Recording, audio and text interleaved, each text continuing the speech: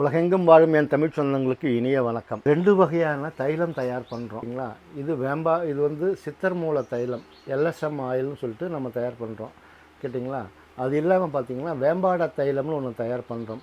இந்த வேம்பாட எல்எஸ்எம்ங்கிற சித்தர் மூல தைலம்னு எடுத்துக்கிட்டிங்கன்னா தினசரி காலையில் 3 ml அளவுக்கு கன்சியூம் பண்ண சொல்கிறோம். காலையில் ஒரு டைம், சாயந்தரம் ஒரு டைம்.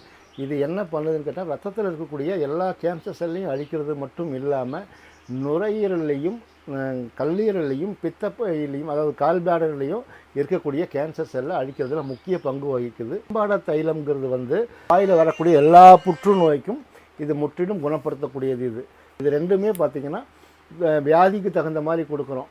இது வந்து வாயில் ஒரு புற்றுநோய் இருக்கிறவங்களுக்கு, இது வந்து உடலில் இருக்க புற்றுநோய் இருக்கிறவங்களுக்கு.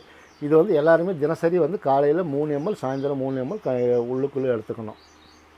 மருத்துவத்தில் எல்லா வகையான புற்றுநோய்க்கும் மருந்து இருக்குது.